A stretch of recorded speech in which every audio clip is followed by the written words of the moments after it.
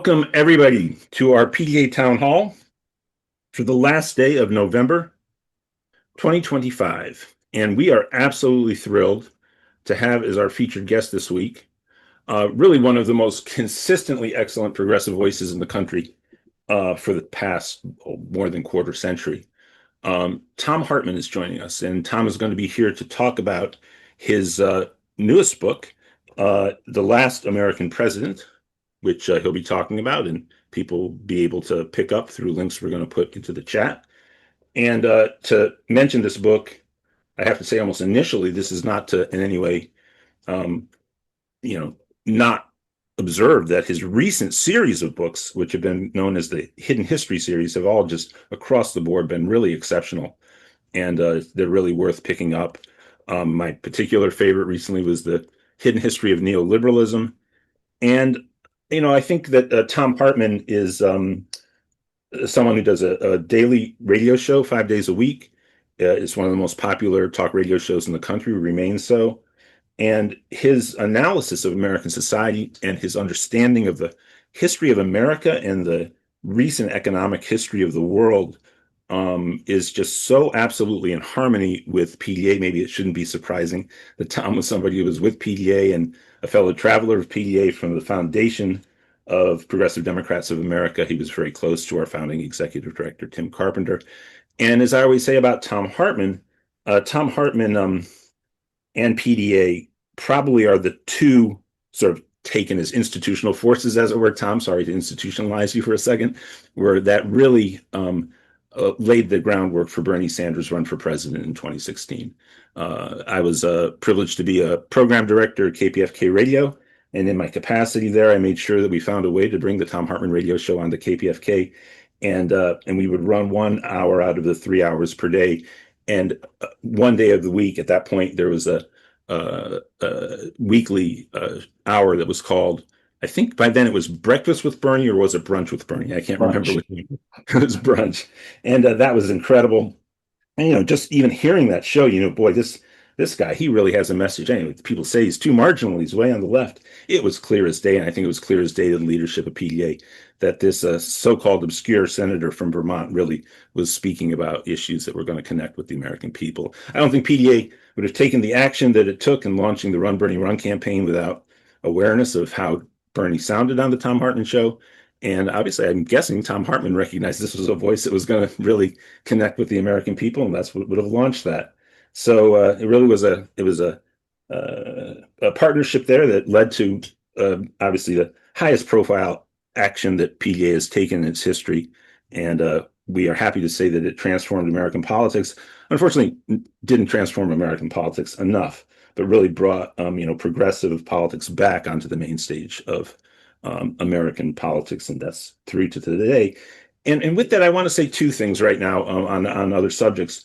Very, very important week for PDA, and of course, very important 2 days. If you are unaware, PDA was very involved with supporting Afton Bain's run for Congress in the special election that is taking place on Tuesday in Tennessee's 7th District. It's about a 60-40 Republican district, but the polls show it is neck and neck right now. And PDA endorsed Afton Bain before the primary, and really played a huge role in building infrastructural support for that campaign and producing a victory in the primary. And now we're just going, the word right now for this on this run is contact Mike Fox, volunteer with PDA. We will get you into making phone calls into the district in support of Afton's campaign. And it really can't be overstated how impactful this will be to win a Tennessee district that is a gerrymandered district to be safe for the Republican Party in this special election. I think will have an impact just by itself equivalent to what we saw on the Tuesday a few weeks ago when the Democrats swept the elections across the country. Our chief of staff, Mike Olis, is going to be there on Tuesday night in Nashville. And we're excited, but it's no time to take stock of how great it's gone so far. This is a race that's winnable, and all of us can make a contribution to winning this election. The other thing I have to say is, look, and obviously the election result on Tuesday is going to inform this event, but just in the past few days, I have locked down a space in Los Angeles so that PDA will be having a public forum on December 11th. It's basically going to be the state of the Democratic Party, a progressive perspective. In a sense, it's a continuation of what we did at Progressive Central in Chicago during the DNC in 2024. Obviously, a different political context now. But the reason we're hosting that is because the DNC is having its meetings in Los Angeles, December 10th to the 13th. And of course, I live in Los Angeles, and I couldn't just really sit idly by and have the DNC coming here and not try to put on an event to, try to really present and make clear in what is now a party that is contested between a progressive wing and I think, a very stale moderate wing that is losing public support week by week, but is still sort of largely in control of the party. Certainly, the majority of elected officials are from the moderate neoliberal wing of the party, and there's a lot of confusion about what really does the progressive wing stand for? How do we relate to the party? How do we build up the party in light of how much money influences things and how much less money we have than the moderates?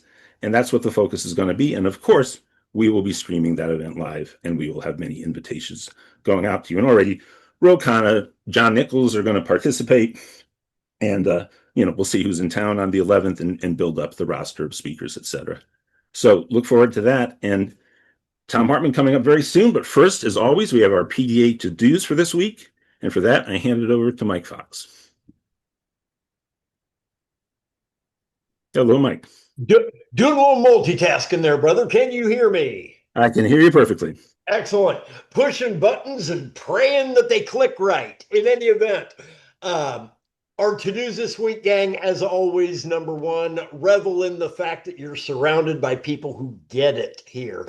Each and every Sunday, 4 o'clock Eastern, we are here to, number one, build community. Number two, show solidarity. Number three, get things done over the upcoming week. We'll be tossing into the chat the link to a long to-do list, but I'll stay focused here as I don't want to take up too much time.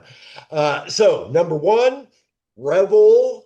Number two, take notes. Tom's going to be talking about some really important stuff here, and you're going to want to nail those to-dos, okay? So take notes. Now, from a time and treasure standpoint, our goals today, number one, from a time standpoint, phone bank, phone bank, phone bank, phone bank, phone bank. Did I mention phone bank? For Afton.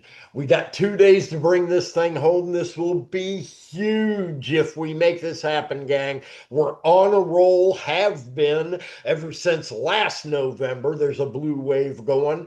And a couple of Tuesdays ago, we had a lot to dance about. Well, I want even more to dance about on our Thursday campaign call, bringing home this win for Afton. So go to pdamerica.org, hit the volunteer link.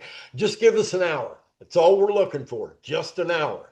If everybody on this call jumped on the phones for just 1 hour, we nail this, gang. Candidly. So let's make it happen. pdamerica.org, and the specific link is pdamerica.org/volunteer. Okay, let's rock this thing. Now, from a treasure standpoint, we're looking for solidarity, gang. Do whatever you can today. The goal for this call is just 100% solidarity. Time, treasure, or both. Okay, the donation link will be in the chat there. Likewise, we're going to be giving you the shot to pick up Tom's book. So let's do all that we can. Let's be active. And at the top of the hour, we'll be back to see where we're at on these goals. Back to you, Alan. Thank you so much, Mike Fox. And with that, I would like to hand off to Donna Smith, our resident Denver Broncos fan, and somebody who's done work with Thom Hartmann for a long time. And how you doing, Donna? And what's on your mind this week? I'm doing great. Thank you, Alan, very much. And the Broncos don't play till later today, so right. I spared you all seeing orange against the red, white, and blue. As much as I should not like football, I still like the Broncos. Sorry about that. Today I want to talk about two things. First of all, Positively Progressive is not gone forever. We took a little hiatus during some real rough times for my family. So we will be coming back with some help, I hope, from our young progressive Democrats of America to take on perhaps some of that function. Because one of the things I've been preaching to all of us about for a long time is to replace yourself, those of us who are older. those of us who are getting a little bit older, to be lifting up these young people, not only the candidates, but the people around us who are showing up for these progressive functions. Give them a voice, give them a place, and step back a little bit. They have some incredibly great ideas. And I want to really highlight those. William Walter is one of my favorite people on the planet. He really is a fighter for justice, and I love to hear William talk. And part of that is because of the energy and the enthusiasm that comes through. So please, please lift up those young people around you. Make it an effort today to bring somebody younger into the fold. It would be great. To talk about Thom Hartmann would be difficult to think about without thinking back to, I first met Thom, I think, in July of 2007 when I met Tim Carpenter. I met Tim shortly after I had testified to the House Judiciary Committee on medical debt and bankruptcy and what was happening to insured Americans in the United States, which is, by the way, still happening to insured Americans in the United States all these years later. And Tim introduced me to Thom at a time when I knew very, very little about doing any kind of media at all. And I was actually pretty terrified about doing anything, certainly on camera, but Thom is brilliant. And I was scared of his brilliance. I was frightened that I couldn't hold my own with that kind of mind. And what I found out very quickly is, yeah, he's brilliant, a whole lot smarter than I am, and has a historical perspective that is amazing about this country. But what I also found is Thom is so humane and so decent and just a fun human being to be around. He does not rub that intelligence in like it's a weapon. He uses it to help educate us. So now, all these many years later, I think back to the times when I said Thom's green rooms were the most interesting places in Washington, D.C., because he brought in very diverse people. He never had just people who were on the progressive side. We often had some really interesting conversations in those green rooms. I think one person, when I met him in there, I can't remember the dude's name, but I remember he said to me, it figures you're on here. I thought, oh, well, that's okay by me.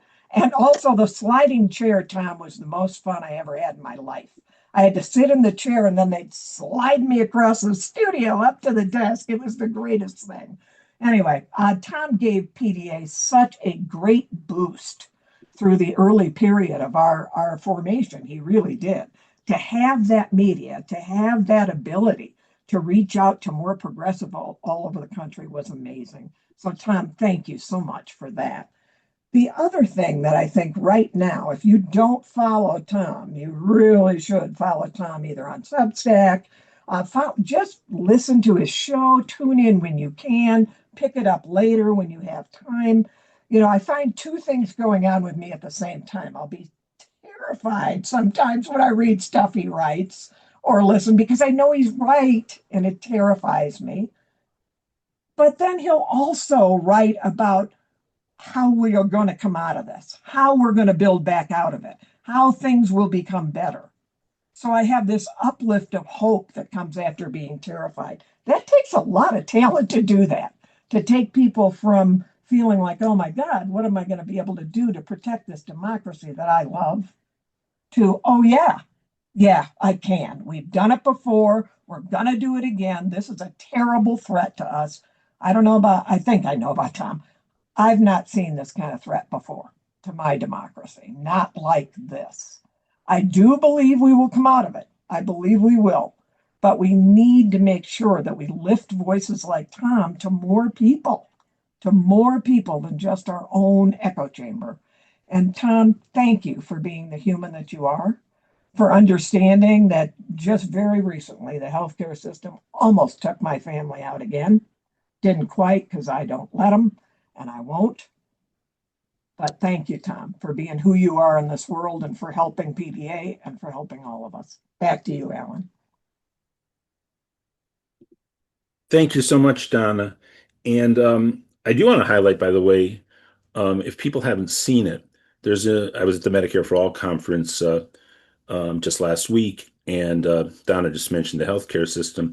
There's a new poll out from Data for Progress, very good, excellent polling firm, and that was on Medicare for All. And I think they asked the questions very responsibly of the general American public, and it's the highest poll numbers I've ever seen for Medicare for All in a national poll, about 75% support. And I think that's roughly accurate. And and that just shows again that the progressive perspective is very much embraced by the general population, much more than is the case with the results we see from our political system, undoubtedly because of the undue influence of money and all of the ways that money and power have dominated the American political system. I want to welcome Greg Palast, by the way, who I see in the room, in the participants. And I know that we often get very many prominent people and we don't note them all for being here and welcoming them. So if I'm missing anybody out there who I would normally shout out, I apologize. But Greg is here. And Greg, of course, is a fellow Southern California who's done great investigative work and continues to do so, particularly on the real weakening of our democratic system. He's a very important ally for the information he generates as we go forward and try to protect our democracy. And Greg, so Thom Hartmann is with us, of course, and he is here on the occasion of the recent publication of his latest book, The Last President, A Broken Man, a Corrupt Party, and a World on the Brink. And I really want to recommend everybody to pick up a copy. It is, there, of course, there are innumerable books about Donald Trump, but I don't think I've read any that really situate him in the context. There's actually a lot of fascinating biographical information about Trump and very relevant biographical information to the political moment and the way that he operates now in the political moment. But I think, again, among the works that are on Trump, I don't know of any that does exactly what, Tom's work does always, which is to contextualize things in its historical framework and its relevance for the political moment and giving us information through which we can then combat, again, what is one of the most frightening, if not the most frightening, political episode of our lifetime. By the way, I did see that Marianne Williamson came into the room, because thank you, Jim Langford, for noting that, and welcome, Marianne Williamson. And by the way, we will turn the chat off while Thom is speaking. The chat will go back on when we go to Q&A. That is something we just do so to really respect our featured guests. So the chat will go off. It'll come back on when we go to Q&A, and we'll go to Q&A with Thom in a little while in the course of this hour. But right now, Thom Hartmann, welcome. We are really honored to have you here at PDA. And what was it that inspired you to write The Last American President? Well, thank you, Alan, and to everybody who's here. And special greetings to my dear friends Marianne Williamson and Greg Palast, and you, Alan, and Donna, and so many of the people from PDA that I've hung around with for so many years. I wrote this book because I had lunch with at the Bioneers Conference with the vice president of my publishing company, or the company that published the series on hidden history. His name is Jivan, and who's an immigrant himself, and pretty freaked out. And he was like, we need a definitive book on who this guy is, where he came from, the kind of damage he's doing, and what we can do about it. And so this is the first book that Louise has helped edit, and because we wrote this book in about 2 months, and just had to do a mind-boggling amount of research, because they had 2 different lawyers read the manuscript because they're afraid of getting sued, and every sentence had to be backstopped. So there's 20 pages of footnotes at the end, or endnotes. But what I learned in writing the book was that, first of all, Trump is almost certainly a psychopath or a sociopath. And there's a big debate in psychology about whether psychopathy and sociopathy are learned or born behaviors. I don't know I don't know the answer to that question. But according to Donald's niece, Mary Trump, who is a clinical psychologist, his father, who she knew quite well, was a psychopath and was extremely brutal toward his son, Donald. And his mother was extremely distant. She was a Scottish immigrant. The Trump men seemed to like to marry immigrant women. And every summer, when Donald was home from military school, where they had sent him because he was kind of incorrigible, she would take the opportunity to go all alone to Scotland for the summer. So basically, he never saw his mother, and his father was just brutal toward him. And he ended up, Louise and I used to run a community for abused kids up in New Hampshire. I was the executive director. She was the program director. And we used to refer to these were kids who had just been through hell.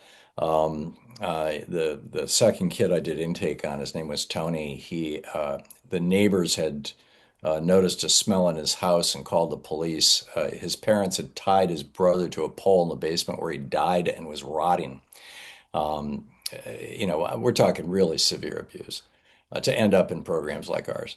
And so we would talk about our kids having empty buckets. Like, you could just like no matter how much love you poured in there, no matter how much you were there for them, no matter what you did for them, it was never enough. They would almost always, at least initially, at least in the first year, respond with anger or withdrawal or attempts to provoke rage or whatever. I mean, this was just real common behavior. And we just all acknowledge, they got a hole in the bottom of their bucket, and our job is to try to fill that hole, and close that hole so we can fill their bucket. And Trump's bucket has a huge hole in the bottom of it. There's no amount of love that he can ever get that will satisfy him. And most of the behavior in his life is directed toward trying to get love, trying to get that parental love, that parental approval. And and I think a lot of that translates into his bullying behavior and things like that. So there's that. I mean, the first third of the book is kind of Trump's psychopathology, how he emerged from childhood a severely wounded young man, and then hooked up with Roy Cohn as his mentor. And Roy Cohn was a genuine, identifiable psychopath who taught Donald Trump basically how to convert psychopathic behavior into business success and political success. And we examine, what the lessons that Roy Cohn taught him, like, never apologize and always, if you're hit back 100 times harder, and always try to destroy your enemies. Don't just win, etc. And then the middle third of the book is the damage that the Republican Party has done, this machine that enabled Donald Trump. Donald Trump is not a singular phenomenon. The GOP was ready for Donald Trump. The foundation had been laid. It started in a big way. Well, really, the Republican Great Depression caused most people in business and the failed attempt to kidnap and assassinate FDR by the DuPont brothers and others, other oligarchs. And the success of FDR during the Republican Great Depression and the New Deal, and his success in trashing what he called the economic royalists, and the media of America following that, caused it to be caused most wealthy people and most businesses to just check out of politics in the 1930s. They just said, screw it, we're just going to go back to making money. This whole, let's buy a politician like we had during the Coolidge era and the Harding era and, the early Hoover era, it hasn't worked out for us, and it's screwed the country and it's screwing us. And so we're just going to get out of politics. And that slightly changed in 54 when Brown v. Board happened.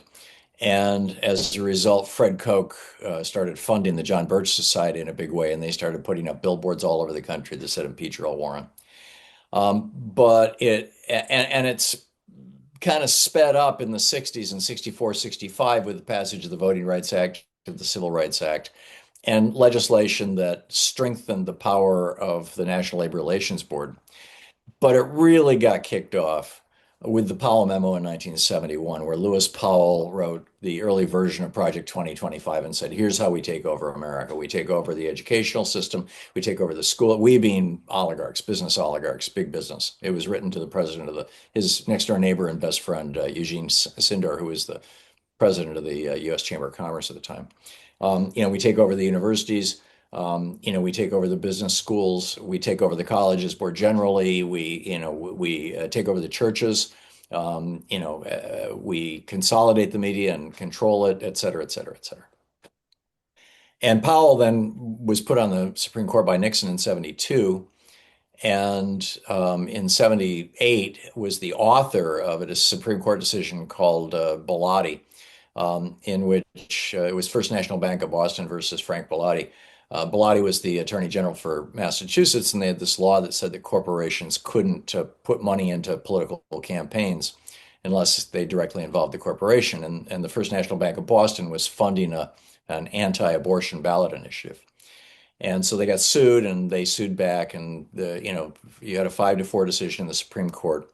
And Lewis Powell wrote the decision saying corporations are definitely people. This was the giant punctuation mark at the end of the 1886 case that I wrote about in my book on equal protection, and that I'm writing a brand new book about right now. And so the Bellotti case, led us to Citizens United, and Citizens United led us to now. But that Bellotti case paved the way for Ronald Reagan to float into office on a sea of oil money after committing treason by reaching out to the Iranian mullahs and telling them that if they would just hold the U.S. hostages until the inauguration, that they could get their spare parts from the Reagan administration, something that came to be known as the Iran-Contra scandal. Mm-hmm.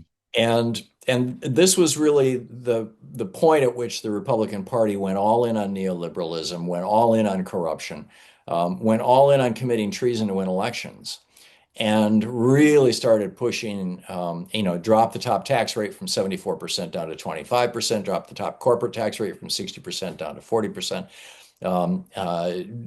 deregulate, made it legal for corporations to buy back their own stocks, so basically legalized stock manipulation.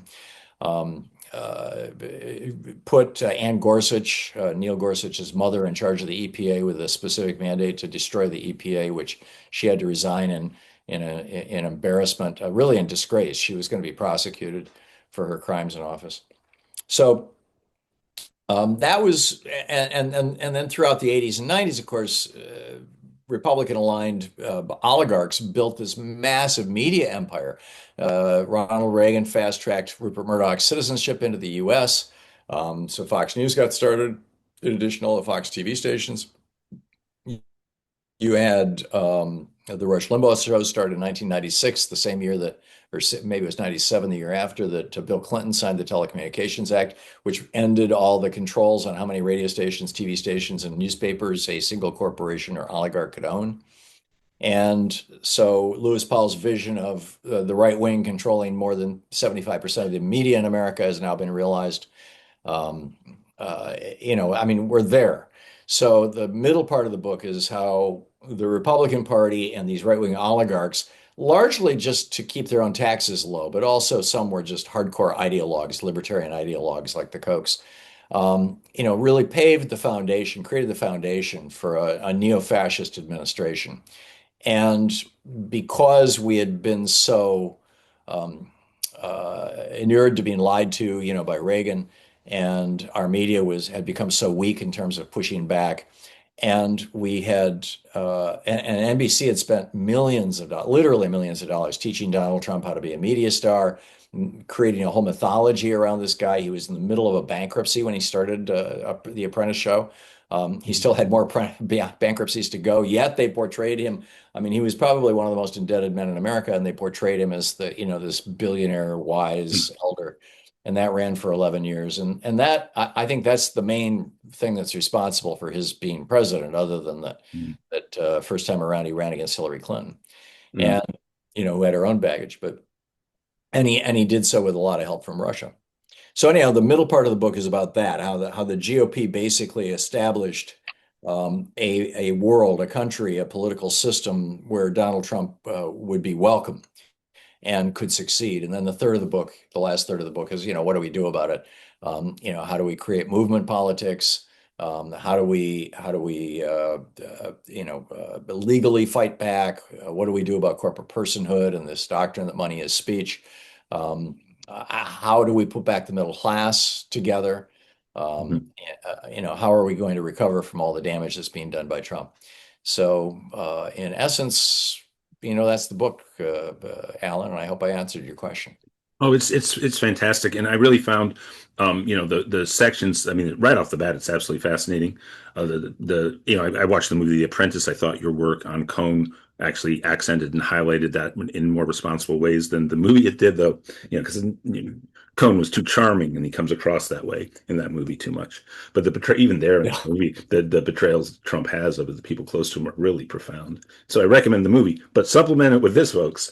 I'd be remiss we start the question Q&A, and I'm going to have Donna Smith. I know that Hartzell Gray was supposed to join us, the candidate to join. We also have William Walter here from Young Progressive Democrats of America Steering Committee. Hartzell's So there, Alan. Donna, William, Hartzell, but then everybody else.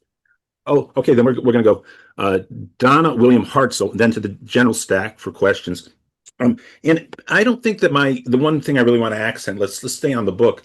And so I'll toss to Donna for her first question in a second. But there's something I want to accent about particular framings that Thom has in his work that I think really everybody on this call should be aware of because they speak to this moment so profoundly, so deeply. And I think oftentimes they speak to ways in which the general American population can attract to the message we have, the economic message we have, the message for building a truly democratic society, oftentimes better than a lot of the rest of the left does. So we'll get to that later.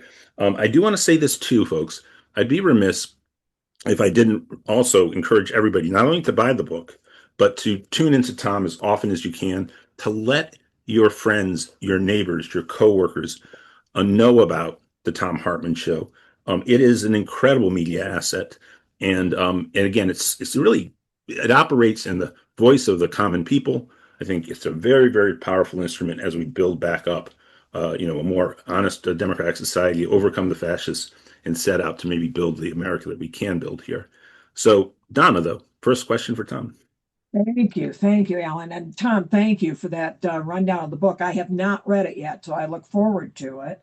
I'm very interested in the media consolidation right now, and very concerned about it here in Colorado, as I'm sure in many other places. We are having whole groups of stations and so forth bought up by large corporations and consolidating. And that's our popular media. But how do those of us who have become accustomed to getting our local news and some more information from popular media, when we find this consolidation and an obvious trend towards more corporatization, how do we create more media, Thom? What do we do to make sure that the media somehow stays free? Well, there are people and groups who are setting up websites that are designed to be like local newspapers, and there's a number of progressive versions of those out. There's also in a lot of cities just a weekly kind of, they used to refer to them as entertainment papers. They'd have all the stuff about what Yep. bands are playing and stuff like that. Yep. But they tend to be Westward here in Denver, it's called Westward. Yeah, exactly. They tend to be fairly progressive in their politics. So that's a starting point. If you want to create, your own website for the community, I would encourage anybody to go for that. Try to find strategic partners. This is something that the right is doing right now. There's over 200 local newspapers that have websites with names like the Miami Times. I mean, I don't know that that's one of them particularly. I'm just pulling that out of the air, but or the Denver Herald. But they sound like a real newspaper and they look like a real newspaper. And most of their news content is AI generated. It's just all robotic. But their editorial content is all coming from right-wing sources. They're reprinting articles out of, the Heritage magazine or from the Cato Institute's publication, Reason, stuff like that. There's more than 200 of these, and some of them are getting a lot of traction. So, I would encourage you to find local alternatives to that and do everything you can to support them and spread the word about them. Also, Thanks. if you live in a community that has a community radio station, there are about 800 of these around the country. I'm on, I think, probably around 100 of them. But a lot of them carry programs like mine. My show is absolutely free to any community station. We provide support. I record fundraisers. I'll come to town and do fundraisers for you. And it never costs a penny to our nonprofit stations. We have a for-profit side. We're on Sirius XM, and we make plenty of money off the advertising from that to be able to fund everything we're doing. The show is available through the Pacifica audio port.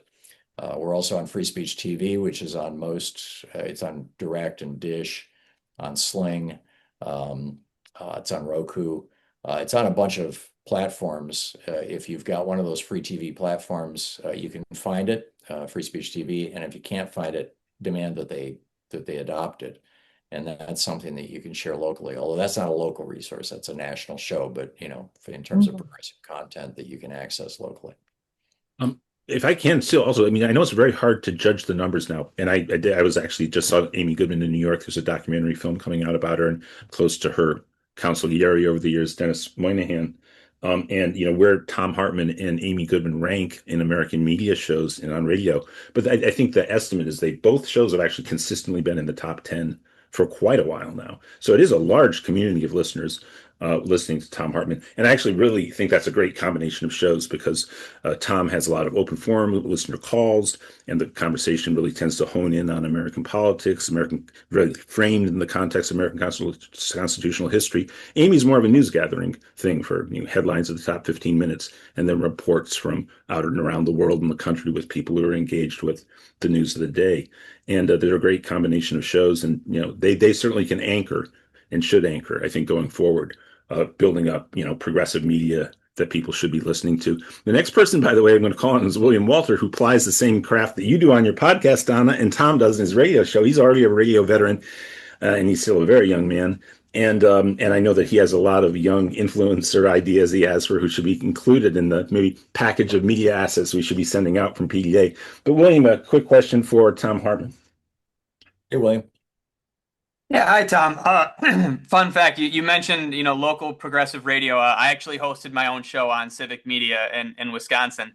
And when my show wrapped up, your show moved into that time slot. So I was honored to be able to kind of, in a way, open for you. But my question is going to be around young people in particular. You mentioned the consolidation of media. And something that I've found with a lot of young people is they lack the historical context of why and when so much of the, let's call it what it is, shitty situations we find ourselves in today, why they came to fruition.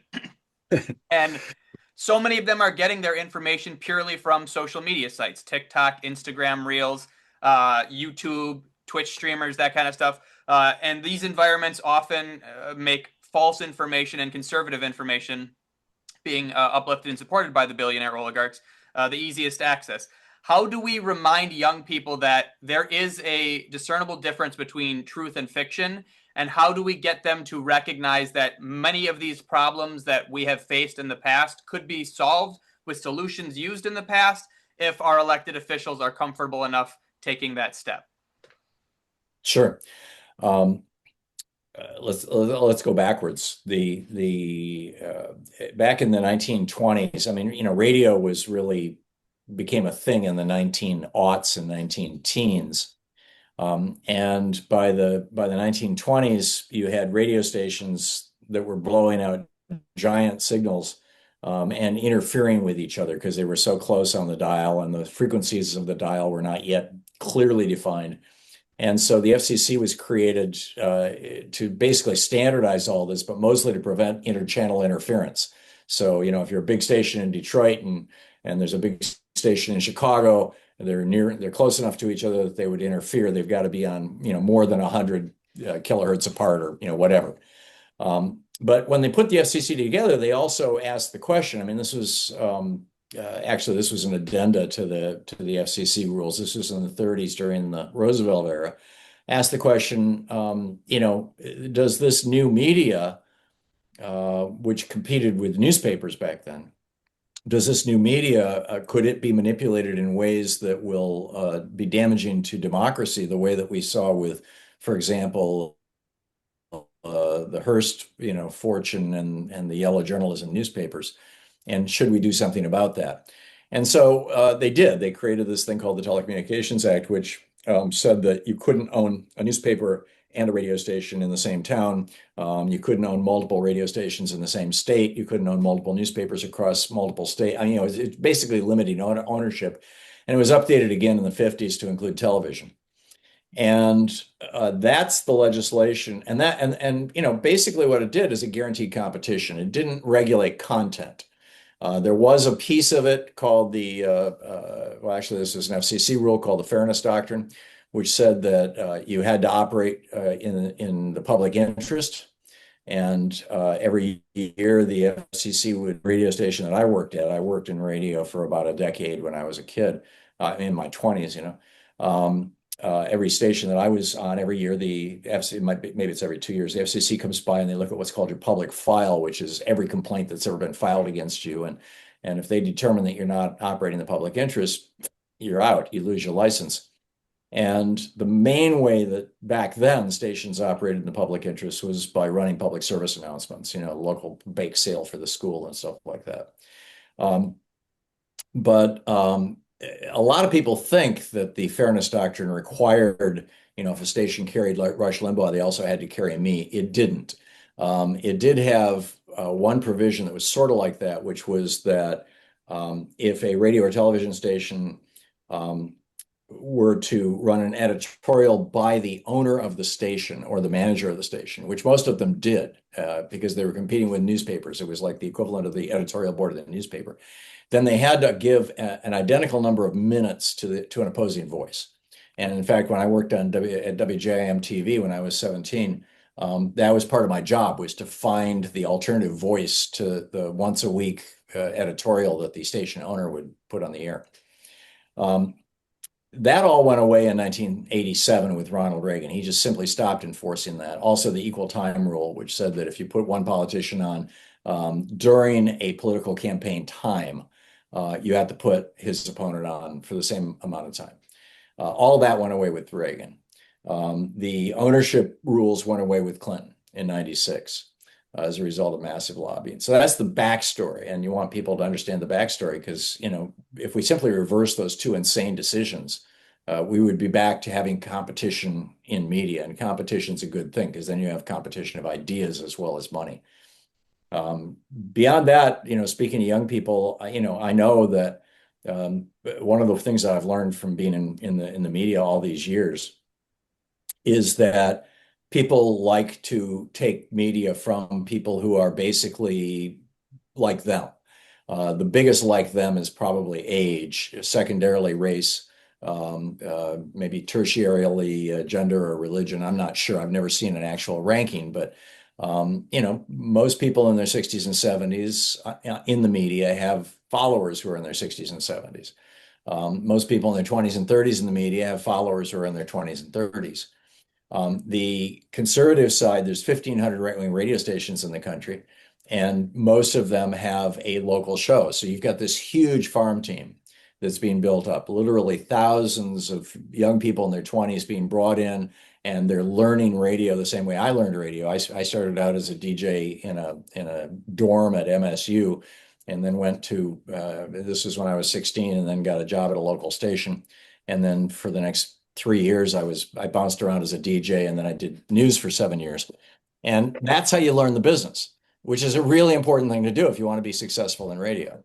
And we just don't have that farm team because, we surrendered all that stuff to them in the 80s and 90s. And the Democratic Party never had the foresight to do it right. So I would just encourage any young people that you know of who have the skills and the talent to do media, whether it's TikTok, whether it's short form stuff, whether it's on your phone, whether it's formal, whether it's official, whether to do it and support them in any way you can and spread the word about them. Thank you for that. Thank you, William. And some quick housekeeping. First of all, we will now take a stack for people who will ask questions. Susie Shannon, I saw your hand up, and Susie, I'm going to call on first, but we are going to have someone else first. But before we open up the chat, I would like either Hanye or Mike Fox to put in the link so that we can have split donations with our endorsed candidate, Hartzell Gray, who himself, besides being the now on a break from being the national coordinator of Young Progressive Democrats of America, was himself a host of a drive time radio show in Kansas City, Missouri for many years. So just like William, our YPDA steering committee seems to be loaded up with people who aspire to follow in your footsteps. Thom Hartmann, here is Hartzell Gray, candidate for Congress, Missouri's 4th District. Yeah, I can't Hey, believe Hudson. that a call with these many radio folks that anybody can get a word in. But look at this. This is incredible. I'm so proud of us, my friends. It's an honor and a privilege and a pleasure to be on this call with you, Thom. I'm a student of yours. I don't know if you are officially a professor, but I feel like you've got a lot of students that you have trained up. So I appreciate you. And my question, it's both not quite related to our media discussion, but also I think very related, especially in your expertise. So I come from a working class district here in Missouri, Kansas City, Missouri.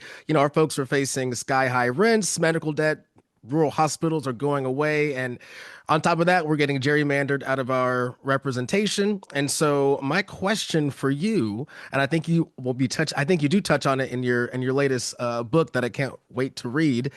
If you had one message to send to independent grassroots candidates like myself, who want to bring the fight for universal health care, housing as a human right, a job with a living wage, and corporate accountability, what would you say to someone like myself? What would that message be? What is the message that we can help build a movement with that will not just pressure Washington, but also can represent the people like us to also activate and organize our folks here on the ground? Yeah, it's a great question, Hartzell. Um, I think most of us know the issues, and certainly the big issues are medical debt, student debt, the right to vote, um, corporate and media consolidation, stuff like that. Um, the movement, as it were, is going to have to figure out, how to prioritize those things as we go into the next election. Are you a Democrat, by the way? Yes, he is. I'm a proud student of the Black radical tradition. Depending on the day, I'll say that I'm a Democrat louder than other times. He's Well, running. He's running as a Democrat. Yeah, running as a That's great. Democrat in our primary. Yeah, absolutely. Well, I kid, but yes, I'm running as a Democrat. I think that's the single most important thing, and I don't mean that as an apologist for the Democratic Party, because I'm one of its most frequent critics, particularly the Clinton wing of the Democratic Party. But here's this billion-dollar corporation, literally a billion-dollar corporation, that has an open door with a sign hanging on it that says, "Come on in and take us over." And I realize it's harder in some places than others. The old boy network can be kind of resistant to change. But several of my books have stories in them about people who basically, in most cases, they call up my radio station complaining about their crappy Democratic representation. And I'd say, well, why don't you join the party? Becoming a precinct committee person. Well, I'll give you an example. In 2008, when Obama was elected, the Republican Party went into shock. And the initial response to this in 2009 was the Tea Party, was funding the Tea Party to take him out. And this was from the billionaire right wing. But the other thing that they funded was something called the Concord Project. And the Concord Project's YouTube videos are still up. You can still find them. Or you can Google my name and Concord Project, and they'll pop right up, the articles that I've written about them, along with the YouTube's embedded. And it's this guy, just an average looking guy, looking right at the camera. And he says, "You want to know what the most powerful political position in America is today? It's not the presidency. It's not being on the Supreme Court. It's not in Congress, the House, or the Senate. It's precinct committee person." And the reason why is because the precinct committee people are, number one, they're the first people that your elected officials talk to when they come back into the state, which they do periodically. And so they're going to hear your opinion more than anybody else's. Number two, the precinct committee people are the ones who write and vote on the party position platform. And all those local position platforms make up the state platform, and the state platforms make up the national platform. So you have a say in the national platform. Number three, the precinct committee people are the ones who decide who the local party is going to basically endorse and thus functionally allow to run in the primaries. And so the point he makes in it is if in our Republican primaries, we can make sure that all of our candidates are Tea Party candidates, then it doesn't matter who wins, we're going to have a Tea Party in Congress. Well, the same thing applies on our side. And so I think one of the most important things that we can do if we want to produce real change, and I realize how insanely difficult this is and how hard the party can bite back. Marianne Williamson has stories to tell about that are just gruesome. And so does Bernie Sanders. I mean, a number of people have been through it. But if enough of us at the grassroots level take over our local parties, I did a fundraiser for the Progressive Caucus when it was brand new, and Bernie started this thing, and it was in 2004 or 2005, and I went down to Arizona to do it with Raul Grijalva was running it at the time. He was such a sweet guy, and we had maybe 25 people show up, and they had, I think, 12 members at the time. I mean, and we raised a few $100, but now it's about half the party. It's really come a long way. And so, the Democratic Party, I get it. In 92, Clinton really, he went to the neoliberal side, even though he campaigned as a progressive, because Citizens United, well, at that time it wasn't Citizens United, it was the Bellotti decision. But basically the Supreme Court had enabled, so much money in the political system that he felt he had no choice. And it wasn't until Obama came along and proved that you can actually run a national campaign based on using the web to generate individual donations that the Democratic Party had an opportunity to step away from neoliberalism. And Joe Biden was the first president to really do that. I mean, Obama just kind of followed in Clinton's footsteps. So, it's a tragedy that Biden was such an incompetent communicator that most Americans have no idea all the incredible good stuff he did and very progressive stuff he did. That I don't think even Biden would have been able to do that if the party hadn't been in many parts of this country taken over by local progressives. So that's my last, but I think most important piece of advice is get inside your local party and take that sucker over. Well, and I think that's so just for folks, during my campaign, I've been going to a lot of Democratic clubs throughout the county, throughout the state. And you want to talk about, doing the most amount of good, most amount of folks, the most efficient amount of time. It's those Democratic clubs all throughout those counties who not only can tell you what's going on, but also they can pinpoint where we can go out and, 10 toes down in the trenches. So I just want to say thank you so much, sir. I appreciate you. And yeah, from one radio guy to another, longtime listener, first time caller, I appreciate you. And thanks a lot, Hartzell. Keep it up. Well, and Hartzell, we're going to bring you back probably in about 20 minutes, okay? And if you can hang out, and we'll get an update on Hartzell's campaign. And two things there will be, of course, everybody can donate in a split donation to Hartzell's campaign and PDA. So it's a good time right now to work for Afton Bain in the next 2 days, and then support Hartzell great financially, because with 2 days left in the campaign, our money's not going to do a lot for Afton. That's all on the, is the go code signal has been sent for Afton. It's time to make phone calls and knock on doors down there in Tennessee 7th. Okay, so we're going to go to the stack. And I called on Susie Shannon to be first. Susie, we can unmute Susie. And while we're finding Susie, why don't we start with Don McCann, your question, then Susie will be next, then Carly. Don McCann, please unmute. Okay. I'm a former president of PNHP, single payer supporters.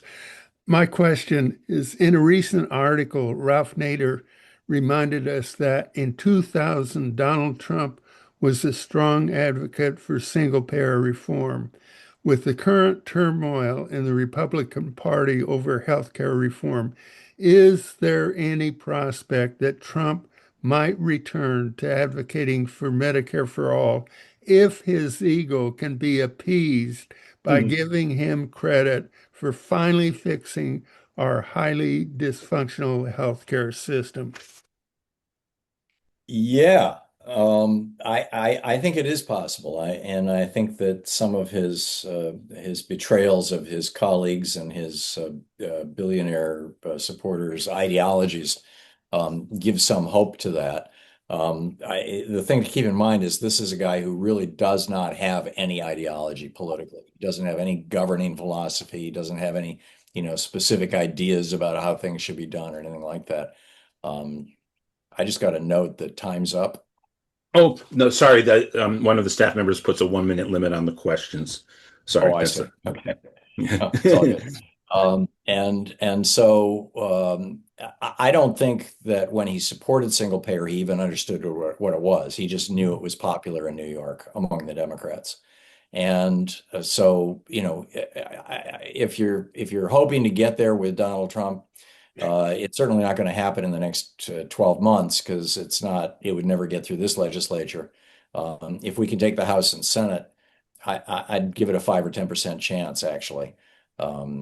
Maybe even greater than that, because like you said, he's so ego driven. Susie Shannon, if you're unmuted, are you, Susie? Yeah, I'm here. Go ahead. Susie Shannon, by the way, the chair of the DNC Poverty Council. Take it away, Susie. Hi, Tom. Yes, and I also work for an organization called Housing is a Human Right. First of all, I want to thank you for everything you've written on homelessness and housing now being considered as a commodity. And I've noticed that there is almost an unprecedented attack on our unhoused community, as well as tenants. And even with Mom Donnie's run, a lot of the op-eds that we saw that ran in newspapers, were really attacking renters and attacking rent control. And I just want to know, what are your thoughts about kind of where we are? I know that you've written about housing as commodity, but also on homelessness and the fact that you were even arrested for vagrancy a long, long time ago. So I'm just wondering, where do you think we are and how can we get progressive organizations to focus more on some of these issues? Yeah, that was in Sparks, Nevada in 1968. Yeah. The commodification of housing is crazy, and this is part of this larger discussion of what are the commons, what are the appropriate boundaries of the commons? What is the point where it stops being a normal government function and starts becoming a communist function? What should be for example, I don't want the government making my computer or my blue jeans. But I do think the government should play a major role in housing, and I do want the government providing my health care, and I do want the government providing or at least paying for my education, and my kids. And I think those are entirely appropriate things. So, I think a large part of this is having that discussion about the commons and to what extent this is part of the commons. And I think that's the main way to approach the entire issue. Does that make sense? Susie might be automatically muted again. I'm gonna. I do a lot of work here with Susie, and I think I know Susie well enough to say that I think she'll get the point. Yeah. And so to the extent that we can, there's a bunch of micro solutions, but that's the macro one. But there's more empty houses in America that are investment houses where people just bought them and they're sitting on them that are empty than there are homeless people in America. An awful lot of those are foreign owned. Many countries limit foreign ownership of single family homes. The United States could do it as well. In fact, that's the sort of thing that would probably make Trump even more popular. Many countries, or some countries anyway, mostly European countries, limit single family home ownership by corporations. I think we should be doing that. We've got a problem with this renting software that maximizes rental prices, operating as a monopoly. Lena Khan was going to do something about that. Trump probably won't, but again, that's an issue we should talk about. So, it's not like there aren't solutions to this, not to mention, the federal government subsidizing, low-income housing. That's how the Trump family made their fortune, in fact. Was Permission to cut in? Oh, No. Sorry, Carly. Please don't do that. You were unmuted because you're on next on deck. But go ahead, finish your thought, Tom, and then Carly will have a question. That was pretty much my thought. Okay, Carly, go ahead. Please unmute again, Carly. Sorry about that, but I was told to unmute. That was the cue on the on my thing. Yeah, But and just so the question everybody's going I to get have unmuted a is, few seconds before you ask your question. So next up will be Dorothy Reich. Go but ahead, the Dorothy. question I have is, how is it that Trump's able to still have this hold over people, even though nothing he has done has been for the greater good? Even some of my family's friends have fallen to his propaganda, and what goes through my head is that, can they not see the writing on the wall? I mean, I'm neurodivergent too, but there is no excuse. Yeah. He has a multi-billion dollar media machine that the Democratic Party has no analogy to, no analog to, that supports him. And it is possible. One of my neighbors lives in that media bubble, and he's a very nice guy. I've known him for quite some time. He and his wife and their friends. But he watches Fox News all day long, and when he's in the car, he listens to right-wing radio, the local right-wing guy. And it's amazing what he doesn't know. I think partly Trump is able to hold people because they're living in an information bubble that overlooks the things that you and I know about Trump and promotes twisted versions of other things. But I think also there's a couple of other factors. No white candidate for president of the United States has won the majority of the white male vote since the 1960s, since the Voting Rights Act. When the Democratic Party turned its back on segregationists in the 60s, and Nixon stepped in with his Southern strategy and said Republicans are going to, make a nice friendly home for the Klan. When I started my radio program, I assumed that maybe 10 or 20% of white people were racists. That was about the percentage that I had noticed as a kid growing up, the kids who would just casually use the N-word and stuff like that. The conclusion I've come to now, having done this business, having done my show now for 22 years, is that it's probably closer to half of white people are just openly racist. So you've got, people who they hate the same people Trump hates, and that binds them together. And then the third factor, I think, is the one that John Dean pointed out in his book, Conservatives Without Conscience, which was based on Robert Altman's book, The Authoritarians, which is that psychology tells us that about 20% of the population are authoritarians. About 1/1000th of a percent are authoritarian leaders. The vast majority of them are authoritarian followers. Authoritarian followers are people who just want Big Daddy to tell them what to do and keep them safe. They grew up feeling fundamentally unsafe. It may be an inherited psychological trait. It may be, some aspect of personality, or it may be something that was learned, as a result of childhood experiences or whatever. But about 20% of the population just want Big Daddy. And in this regard, George Lakoff has written about this at some length, that the Republican Party is the strict father party. Dad's going to tell you what to do. The Democratic Party is the nurturing family party, or the nurturing mother family, mom, or the family collectively. We're going to all work this out. We're all here for each other. And so there's a psychological, perhaps psychophysiological aspect to this also, that you're always going to run up against. I mean, any authoritarian party, and you see this across, Peter Turchin has written about this at some length. You see this across democracies around the world, that there basically is not a country anywhere that doesn't have an authoritarian party that has about 20% support. And so, you combine those things and along with the religious aspect and the religious authoritarianism, that's reflected in the modern day evangelical movement. And what you have is the Trump coalition. And the good news is the independents in that coalition are starting to peel away. Let me ask you, though, I know, I'm sorry, Dorothy's going to be next. Now, given that he was a male, but all the presidents were male at the time, a strong Democrat, a willful, strong Democrat like FDR, though, could negate that. The fact that they're a male, they could even be like Thatcher, a strong woman, though that was, of course, a conservative, so it would fit in with the authoritarian right wing. But if you have a strong Democrat, does that negate potentially? Do you think that might? I know you do. You do just so much thinking on this stuff and research on it. Yeah, no. FDR had the authoritarian vote. FDR in many ways was an authoritarian. Right. I mean, he was like, I inherited a mess in this country, and damn it, I'm going to fix it. And I know what I'm doing. And, and he came right out and said, we're going to make a lot of mistakes and we will fix them quickly. And he did. A lot of those agencies that started died within 6 months. But he pushed things through, and if you go back and read the history of that era, probably the best one is the book about Frances Perkins, the woman who wrote the New Deal. She was the first female labor secretary in history, and she was the one behind the New Deal, really. She was the one who convinced FDR. And in that book, you learn how the Supreme Court for the first 4 years was knocking down his stuff, calling it unconstitutional.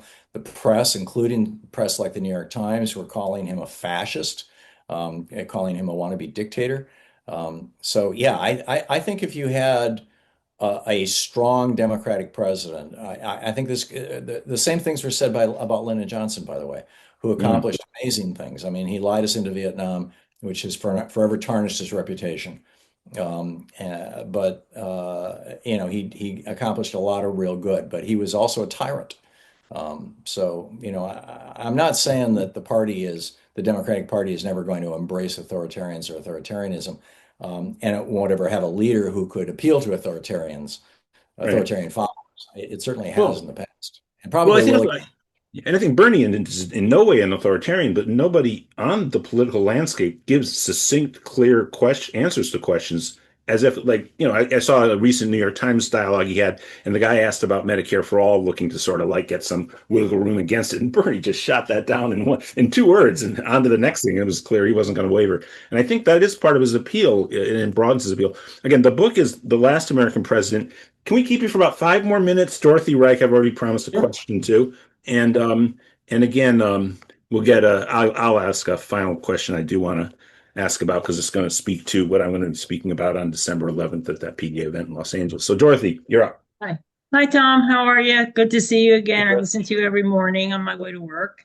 So a couple of things. First of all, did you see the website on the White House website now? They're attacking media, and interestingly, one of the people they're hitting on is the Washington Post. Oh, that's interesting. Yeah. Second, yeah, that's an indication of how long his loyalties last. Yeah. Next thing I wanted to say is, oh no, forgetting. If you want to get into the Democratic Party, you can do it, but it isn't as easy as you make it sound, because these people are not like us, and you have to find common ground with them, and it's extremely difficult. It took me years to get inside the Democratic Party. Where you live.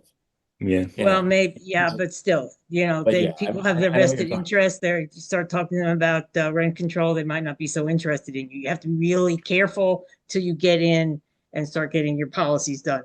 And the third thing is, what do you think about Anand Giroir? Well, I can't pronounce his name. Wrote a whole thing about the Epstein people.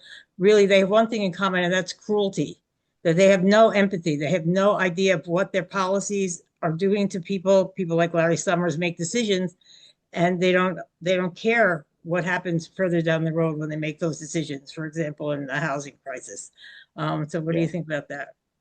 I haven't read Anand's piece, but I'm familiar with the argument, and I think it's true. I think what we're looking at, I think the Trump administration is stocked with them. I think the Bush administration had a fair number of just genuine sociopaths, people who are incapable of experiencing empathy. They think that they're the only human being in the world, and all the rest of us are just chess pieces to move around to satisfy what they want and what they need. I mean, 13 of his cabinet members are billionaires. You don't get to be a billionaire by being a nice guy, generally speaking. And it's one of the realities. One of the things we find is that the percentage of sociopaths in senior business positions is about twice the percentage, in some cases 3 times the percentage of that in the general population. So, what you're looking at are high functioning sociopaths. And sociopaths are typically very charming when they're high functioning, when they're smart, very charming, and, very capable of blending in. There's been some great books on this. John Gray wrote one, The People of the Lie. There's another one called The Snakes in Suits. I forget the author. But it's not a new phenomenon. Yeah, Elon Musk and Peter Thiel. Thank Elon Musk and Peter Thiel. Thank you. Thank you, Dorothy. Yeah, I can't diagnose somebody individually. Thank you, Dorothy. As we wrap up, I actually want to highlight one other aspect of your work that I think is so important for progressives going forward, but then bring it to a central theme that you spoke at the LA event where I last saw you a few weeks ago. It was in the Q&A.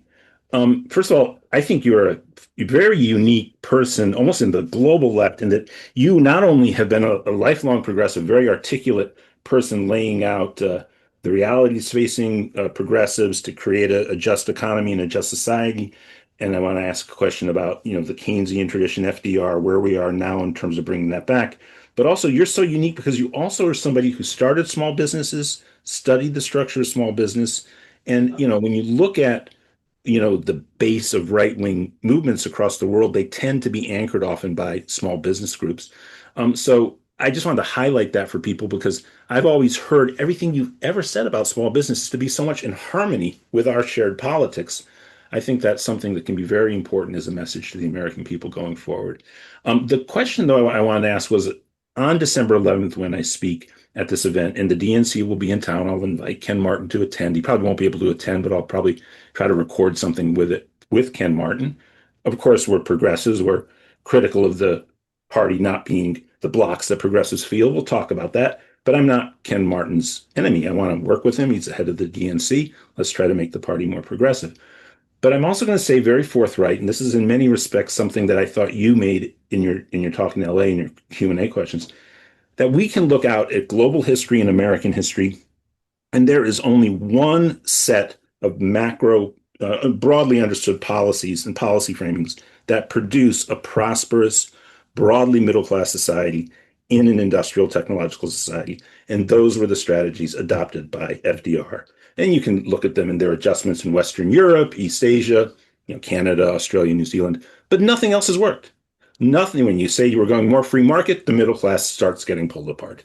And those societies, until you got to FDR, did not produce the. Remember, I don't know if you've spoken often about this in your talks, but you are so eloquent with your statistics in Los Angeles about the growth of the middle class up to 63%, and then its dissipation down.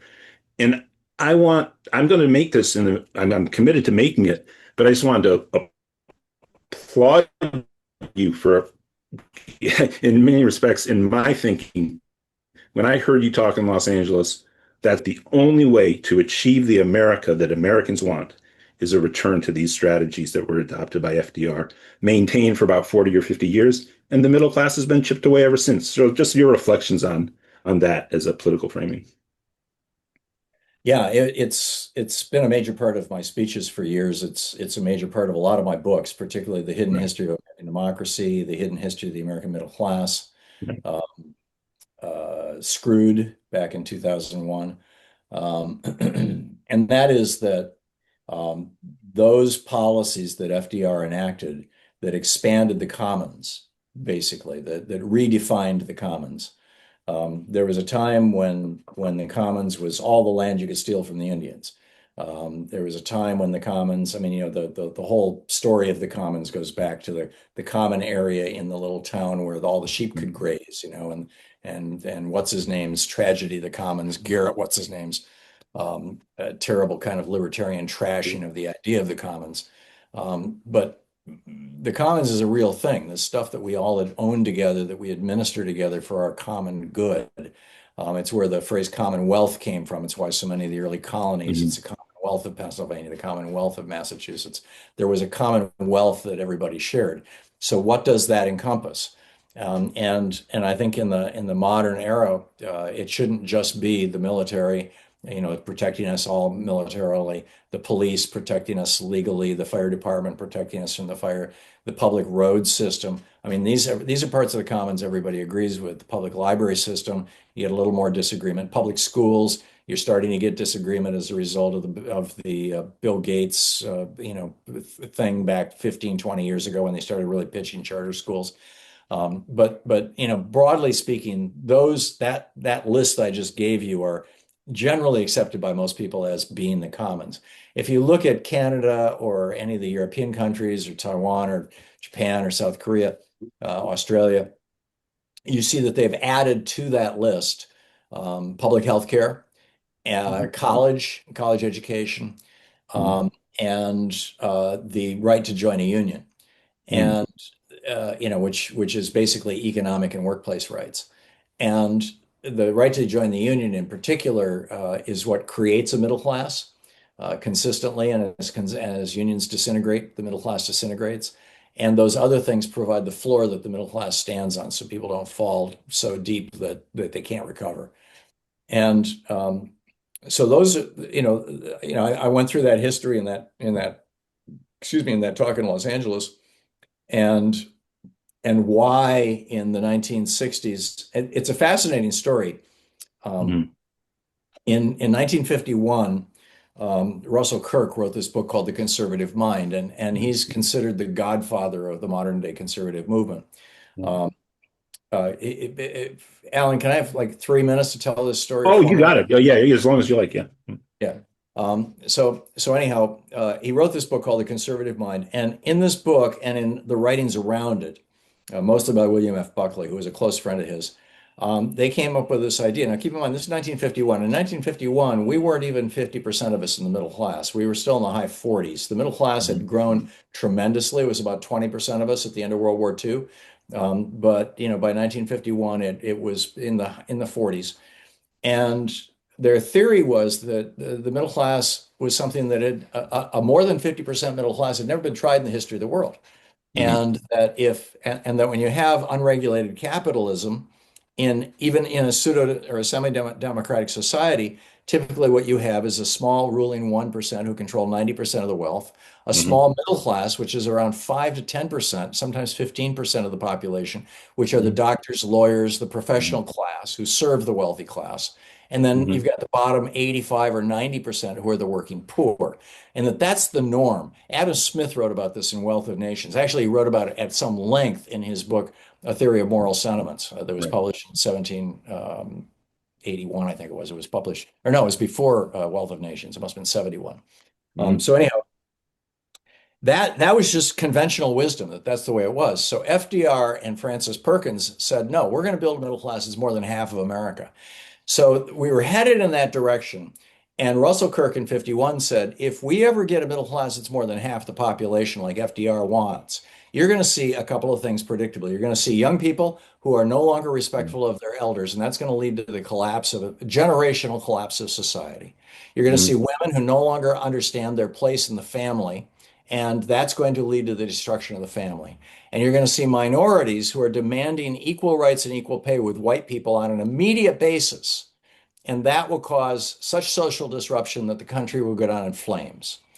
And by and large, in 1951, while Barry Goldwater got all excited by Russell Kirk's writings, and William F. Buckley, in fact, in 54, writing about Russell Kirk in the National Review said, white people are genetically superior to black people. We are the advanced race, all this kind of stuff.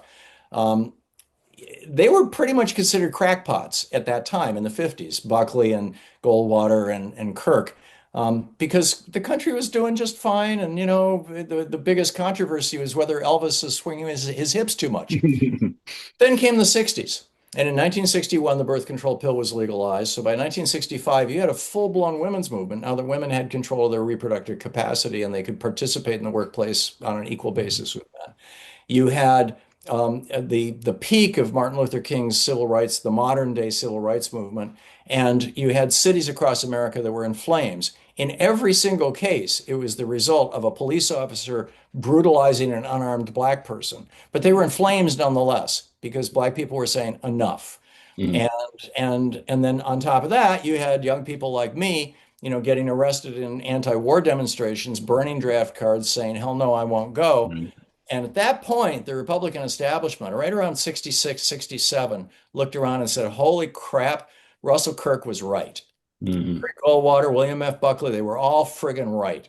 And we've got to do something about this. We've got to cut this middle class down to size, because if we don't keep going, we're going to have a big, big problem here. We're going to end up like the Soviet Union. You're going to have the socialist republic. You're going to have the people running the show instead of the leaders.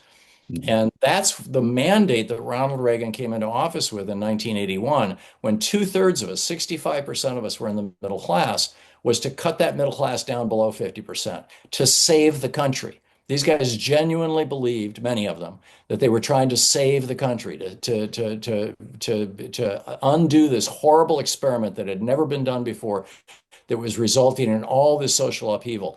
People like me, in my generation, we saw all these, the women's movement, the civil rights movement, the anti-war movement. We saw this as the birth of a new America. We saw this as just the birthing pains, and something cool was going to come out of it. They saw it as the end of society. And so when you understand that that's been the animating force behind the Republican Party, and certainly behind the official old school Heritage Foundation, Cato Institute, right-wing billionaire Koch brothers kind of view of America, then suddenly everything that they're doing starts to make sense. Mm-hmm. And that's why I used to constantly invite conservatives to come on my program and debate with me, because I just wanted to blow that bubble up, and I wanted to get them to restate it, and they did over and over and over again. I had Kash Patel on the program. I had Dan Bongino on the program. We had a whole bunch of these people on, and I think that it's important that we revisit that whole conversation about, is a middle class a dangerous thing? How do we get back the middle class? I mean, we're now down to 47% of us. Some say 43% of us being in the middle class. And at that, it takes two paychecks to equal the same middle class lifestyle that you had in 1981 with a single paycheck. Over $50 trillion has been transferred from the pockets and the houses and the savings accounts and the pensions of working class people into the money bins of the top 1% over that same period of time. So we've got to do something about that. And that's the work of PDA. That's the work of the progressives within the Democratic Party. And that's the work that I'm committed to and that I think we all need to be working on. And the book is The Last American President by Thom Hartmann, and we have links in the chat to pick it up. And of course, you can pick it up at booksellers wherever available. Of course, this is a mass distributed book and not hard to find at all. The Last American President, A Broken Man, a Corrupt Party, and a World on the Brink by Thom Hartmann. Check him out at thomhartmann.com. A daily radio show, 5 days a week, 3 hours a day. Your stamina is amazing, unbelievably amazing. And it's an honor to have you here, Thom Hartmann. Thank you so much for joining us today. Thank you, Alan. It was great to be here, and great to see all the folks who showed up, and William and Donna, and I'm forgetting Hartzell. Yeah. Thank you for the conversation. And thank you so much. And what we're going to do here now is Hartzell come forward. Everybody who's on stack, we're going to go to family time. We're going to go back to the queue, even maybe before family time. Let's though go quickly to Hartzell, then to Mike Fox with our PDA to-dos. I just want to bring Hartzell forward because we're a little later in the hour. We want to get our PDAs to do done. But while we have Hartzell on, and it just takes a second to donate. I want to. Should I let people know a little bit about who's endorsed you this past week, Hartzell, or do you want to make the announcement yourself?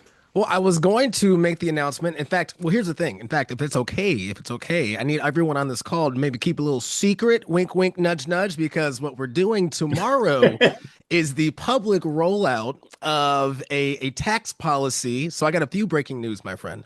We're going to be breaking out a tax policy that, my friends, I'm not kidding you, it is the most progressive tax policy of any congressional candidate, perhaps not just this cycle, but in recent memory.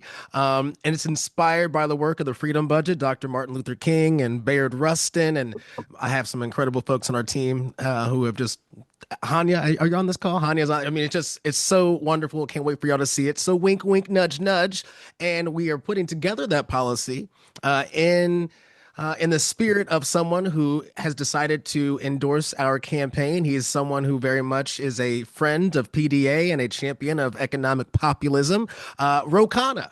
Congressman Ro Khanna has endorsed my race in the Missouri's 4th District. So it's been great. And don't forget, my friends, that the very first endorsement started with our brothers and sisters right here on this call, PDA. So it has been just really awesome. We also secured the endorsement of our local DSA chapter, KCDSA, which is after New York, one of the quickest growing chapters in the country. So over 500 dues paying members. So it has been just a really encouraging time. Momentum is high. And I just feel really good. So, hey, we're announcing all these things tomorrow and in the coming days. So you didn't hear this now, but you definitely heard this now. So Well, you haven't given the details. I imagine people might be able to intuit the direction of your tax policy, but the tax policy is also very, very interesting in nuanced points and when detail. we say, my brother, that we're going to tax the rich, we mean we're going to tax the rich. Well, that is beautiful. It's much needed. It's gone way, way, way, way, way out of whack. I don't know if people saw it this week, Hartzell and everybody here, but some statistics actually came out. We're not going to get a lot of them from the Trump administration about the second quarter GDP.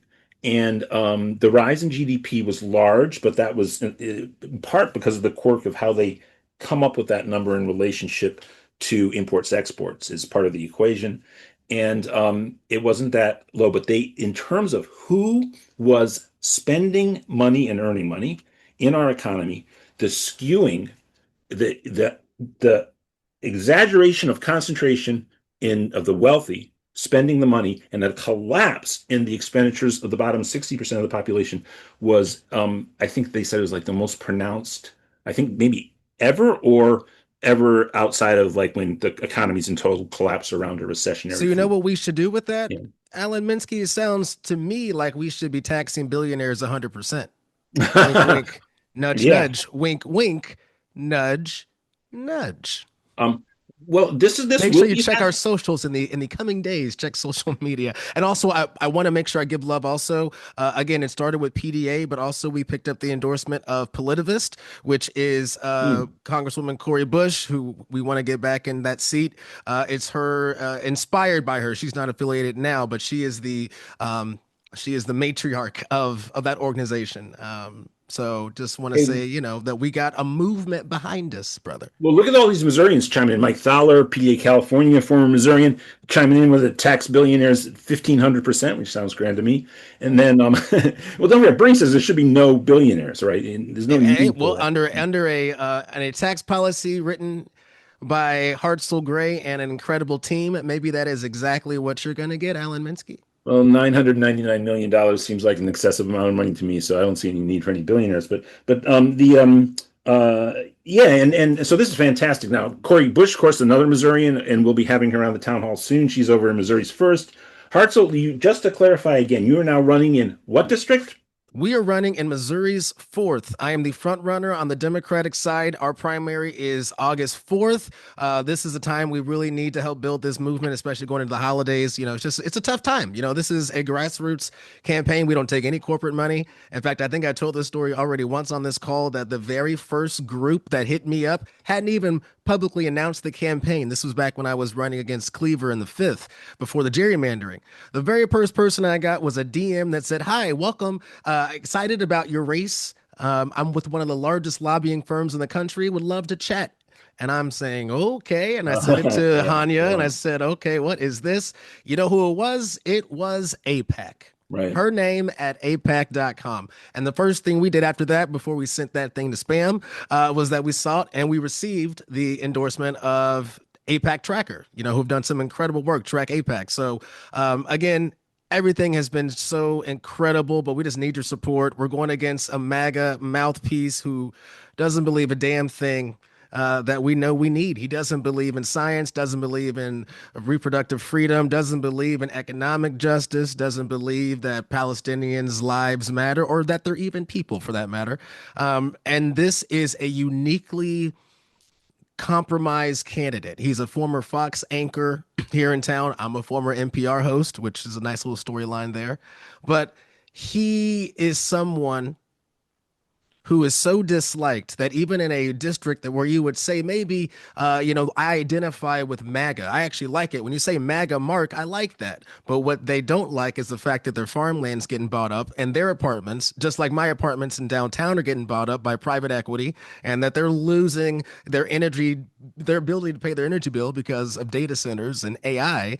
They know that. So instead of me calling him MAGA Mark, I can say Mark Alford didn't stand in the way of you being hosed. It's Mark Alford who had a chance to do something for you, had a chance to work for you, and did nothing. you know? And so I think that's a way, and also it's affordability, it is affordability. And you know what? On top of that, just to put a pin in all that, winning is done by winning. That's how winning is done. That's how wins generate more wins. Between Zoran's win, we had that incredible win in Seattle with the mayor. Afton is surging, and I think is going to maybe pull off one of the biggest upsets in the history of this country. You know, we've got the wonderful work of Senator and Sister Nina Turner. You know, we got Marianne Williamson on this call. We've got so many, Thom Hartmann, I'm stepping on the lead. And of course, you, Ellen Minsky. So I just think that there is a lot of collective brilliance on this call. And so if I can help bring this PDA wisdom to DC, just help me get there, folks. Just, you know, a couple bucks here and there, and we're going to make a moment of movement, as we like to say in PDA. Well, thank you so much, Hartzell. And right now, let's get into the chat right now from Hanya and Mike and me, the split donation, because we're going to pass off right now to Mike Fox with the PDA to-dos in a moment. Just hang in there for a second still, Hartzell. And let's get that split. Oh, I can almost get this right here. Let's see. And I applaud myself for staying exactly on to time, right at the half-hour mark. I'm so proud of myself. Thank you, team. Oh, you know, hey, man, you know how to do radio clocks, so there you go. And as does Tom and William. There, Alan. Okay, there we go. So everybody, just there it is. Donate there and donate what you can. We will, of course, every cent that we get in that's going to come through that channel at PDA, because it's a split donation, we are going to be spending and beyond on the Hartzell Gray campaign. And then the campaign itself will get the split half of it, and we'll be supporting a candidacy that I think has a potential to really win hearts and minds across the Midwest and across the country, and that's the candidacy of the great Hartzell Gray in Missouri's 4th District. Now, one final question for you. Afton's in the home stretch here, and Hartzell, you know, encourage everybody to donate to your campaign in this split, and then also to get on the phones and support Afton Bain, because the final 2 days we can win this thing in Tennessee's 7th. This is going to shock the system. It's going to shock the world. At this point, I know I don't want to speak for Afton, but I know as someone who's in this kind of space now, I'm sure she needs folks to make a bunch of phone calls and maybe knocking some doors. And again, people power. The last time I checked, people power is undefeated, and I don't see that stopping anytime soon. Yeah, here, man. Look, you know, one of the things, the subtext of like my little conversation with Tom in the part that was after the top of the hour, and the question I asked, you know, yes, in MAGA, they're calling for, there's a lot of it has to do with race, the history of race, white supremacy in America. But there's a major component for everybody in it, and a particular subset of the movement that maybe aren't drawn in by the racism, that America was going towards being a middle-class society in the post-war period. And I think everybody does know that phrase, which he picked up from Reagan, of making America great again, now, 30 years after Reagan, 40 years after Reagan, 45 years after Reagan, America, that middle class has been torn apart. They want to see and live in a middle class society, and it's your policies, it's Afton's policies, not the Republican Party's policies, that are the only policies that can achieve the building of an American society. And then we will put it onto an anti-racist path, an inclusionary path, one with equity and I have 30 economic seconds? and social justice. Take it away, Hartzell. One final beat in this, which is actually kind of a call to action. One of the stories I remember seeing early on in the Trump administration, when he took away all those things that all the benefits, especially when it came to agriculture and the IRA. And there was this local farmer who voted for Trump 3 different times, and he actually decided under the Biden administration to take these subsidies and invest it within his farms. He did all this clean, green tech. He took a chance, right? And so it was Trump who rescinded and took all that away. And he lost hundreds of thousands of dollars. This, you know, strong, burly white man is crying his eyes out. And here is my call to action for everyone on this call, because what he took away from that was that he's never going to do business with the government again. But it's incumbent on us to tell him, no. It wasn't the government that did you. This was the oligarchs that did this. Because you know why they took that money from you? Because they gave it to the billionaires for a tax cut. You know, and so it is on us now to make those connections. And it's a class argument that, again, this is how we win. We bring our folks together. And I think that our moment is now. The window is so open, y'all. So let us be those folks that help bridge that gap and change the hearts and minds. And that's how we win. That's how we win. Thank you so much, Heart So Great. Again, donate on the Split campaign. Get on the phone, support Afton Bain. Get ready to tell everybody around the country about Heart So Great's campaign in Missouri's 4th. And man, you are a great candidate. You're gonna be a great member of Congress, Heart So Great. It's an honor to Love you, work with brother. you. And Mike Fox, why don't you come forward with our PDA to-dos? And yeah, let's do that now, and then I'll come back, put a ribbon and bow on it, and we'll go to family time. So Mike, take it away. Cool. Real quick, no camera. I'm showing solidarity with all of our participants whose video been turned off, and we didn't explain that at the top. Real simple, gang. Zoom bombers. That's the problem. So solidarity, and I've got my favorite job of the week here. I want to thank the following people who have donated today: Lori and Michelle, Judith, Sydney, Dr. Deutsch, double dipping phone banker Dr. Deutsch, and Marie and phone banker Heather double dipping, and my phone assistant Mary double dipping, and Carol double dipping, our phone banker West Virginia chapter head, and more. And thank you, Leslie and Sydney and Anthony and Susie. Oh, Susie Shannon. Thank you so much, Susie, for your more than kind $100. If anybody can match or beat Susie, I'll show solidarity with you on that. And Maria and Walt and our chapter head in Tampa, Linda. Thank you, Linda, and Joyce and Janet for your monthly, and Patrice, Deborah, Berta, Catherine, Neil, Titi, Cheryl, Tim, Patrice, Meredith, phone banker Patricia, Sharon, Mary Jo, Maxine in Florida, and phone banker Michael, and Mary Ellen, and Darwin, phone banker Aaron double dipping, phone banker Erica double dipping, Carol, Don, thank you for your more than kind $250, Dr. McCann. As always, you inspire. And gang, if as a group, that's my next goal. As a group, we show solidarity with Dr. McCain, and we're going to match Dr. McCann's $250 by coming together as a group and making it happen. $5 each, we could make it happen. And Carla and Joanne, phone banker Betsy double dipping, Margaret and Daniel and phone banker Mary Ellen, and Dr. Deutsch again, he's triple dipping officially. And Neil and Dorothy, thank you for your more than kind $100, solidarity sister. Mary double dipping again. And Mark, Dr. Sonnenborn out in California, phone banking, double dipping. Jane up in New York, double dipping. Tina, Debbie, Dr. Deutsch again. Dr. Deutsch is on fire. And Mary, phone banker Mary, double dipping. Carol, there's Carol again. And finally, Michael, who starts our every Sunday, Michael, up in Chicago with your more than kind and consistent $5. Thank you, brother.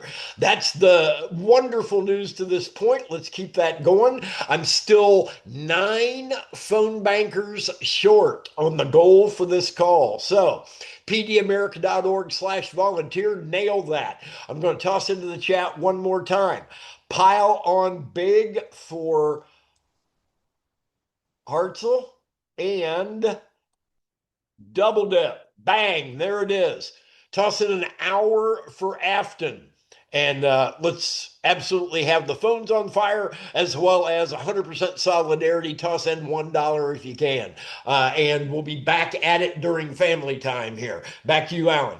Well, we're going to go pretty much straight to family time, Mike, here. So we'll be back at that. I do want to say just a couple things, though, just for the PDA family. Fantastic turnout. Let everybody know about these town halls. Obviously, we have some high-profile guests coming up. I do also want to say, though, that this event that we'll have on December 11th, it'll be not a Wednesday, a Thursday evening. It won't commence until 9 o'clock Eastern because it's out here in Los Angeles. In fact, having it from 6 to 9 and not starting it at 7 is because we do want to have people be at least able to see the beginning of it in the East Coast. We also still want to be able to attract a crowd. It can be tough in Los Angeles to get people to a place at 6 o'clock because people prefer a little later because the traffic can lessen up after 6:30 in terms of LA traffic, a thing that Los Angelinos are pretty conditioned to try to avoid and not get caught in. It's going to be at the United Teachers of Los Angeles headquarters, and so that's even going to echo the Progressive Central we had in Chicago, which of course was at the Chicago Teachers Union. Now, a DNC meeting is not like the DNC in Chicago. The whole of the Democratic Party doesn't come, so can't have all those Congress people who participated in Progressive Central. They won't be any closer to Los Angeles than they normally are. So, and there's we will certainly have some people who will contribute remotely, but obviously the kicker is to get a couple panels with people in place. That is the plan. We're in Los Angeles, and of course, you'd rather have those drawn on live people. It can be pretty clunky to do panels with people who are coming in through Zoom, and even then, you can really only have one extra person participating that way. That would be visible to the audience along with the live panelists. So this is not the kind of like the whole, the entire cosmos of Democrats and progressives all in the same city at the one time. It's not like that at all. But it is going to be very focused in what the progressive movement is about in two ways. Policy, of course, right? I think it's very important for a movement like ours that hasn't had, in a sense, been in control of the U.S. government, arguably ever, but at least for many, many decades. And of course, we have, in the way we're framing it, from Roosevelt really through and domestic policy through the Johnson administrations. And of course, the Roosevelt order, the New Deal order, was dominant in America from about 33 to 80. And in many respects, our call is to reinvigorate that tradition. Of course, there's ways in which we would want to improve upon even what it was in those days. But to clarify what that is, how we get there from here, how there's no barriers to it. These kind of policy societies organized around these policies still exist, and in most respects, in terms of social welfare indices, they do much better than the United States. The only indices in which the United States ranks higher than, say, 19 or 20 other liberal Democrats who are still organized centrally around the kind of New Deal-esque strategy. I mean, neoliberalism has chipped away at the degree to which they are firmly grounded in them, but none of these countries have reversed universal single-payer health care. And the only indices in which America ranks above them, for the most part, are their wealth and aggregate wealth indices. There's a lot of money and a lot of wealth in the United States. Of course, the other indices would be military dominance. But if you accept that the size of one's prison industrial complex is a negative, not a positive, the size of the police force, the arms in the police force, those are not positives, those are negatives. The United States ranks very low. And this is not the way to organize a society. That's much better for the domestic population to organize it along the lines of what FDR set out to do. And it was followed up by whatever you want to call them, social democrats, democratic socialists, across these other prosperous liberal democracies. There's no barriers to us achieving these here in terms of the fact that the application of these policies to American society will, in fact, improve them if they are not undercut by things like capital strikes or, very concentrated resistance on behalf of the power elite and things like that. So we have to make the case of what this means, be succinct about it and focused. And then the second wing of it is the contemporary Democratic Party, which of course will be in town. And I think we have to have a panel that really lays out for people how it is that we cannot be impeded from achieving the social transformation that Americans want. And we see that from the Medicare for All poll. That will improve society. We honestly believe that is the case. There's nothing nefarious about what we're proposing. This is all done as a proposal for social improvement, that it can be achieved, and it can be achieved in our two-party system with enough organization and appropriately structured organization to deal with the Democratic Party as it really is. So that's what we'll be talking about on December 11th. Again, we just confirmed the space before the long holiday, the only 4-day annual holiday we have in the United States, which is Thanksgiving week. And but John Nichols, Ro Khanna, and other people will be signing on. And of course, we should have exceptional people participating from Southern California. We'll have members from the YPDA steering committee there. Jaime Jodette Barnes, William Walker, There's rumors that some candidate from Missouri 4th may be around as well. So it's going to be a great event, and let everybody know about it. And I think it's going to be an important moment where PDA can, again, like we did with Bernie, really present ourselves as a very unique organization because we combine really setting what is a sort of clear consensus in the progressive community about national policy, but also being unique in the way that we engage the one institution that can defeat fascism in the country, that we do have to accept we're inside this political structure of the two-party system, and that is our relationship to the Democratic Party. It's very frustrating at times to engage the Democratic Party, but there are no other options on the table, and there certainly are not when the alternative is fascism. As critical as people have been of the Democratic Party, we see the Democratic Party winning elections all over the country. That's because people just understand that what is truly unacceptable right now is to strengthen the hand of the fascist Republican Party. So all that is coming up. And with that, I'm going to hand over to Mike Fox for family time. Stay on if you have a question. Mike will get to you in the queue. And I just, of course, want to thank Hartzell Gray, Donna Smith, Mike Fox, the entire PDA support staff, William Walter, Jim Langford, Mike Olas, and Susan Gilbert that help out every week. And of course, I want to thank Louise Hartmann and the great Thom Hartmann. And it was just an absolute pleasure to talk with Thom.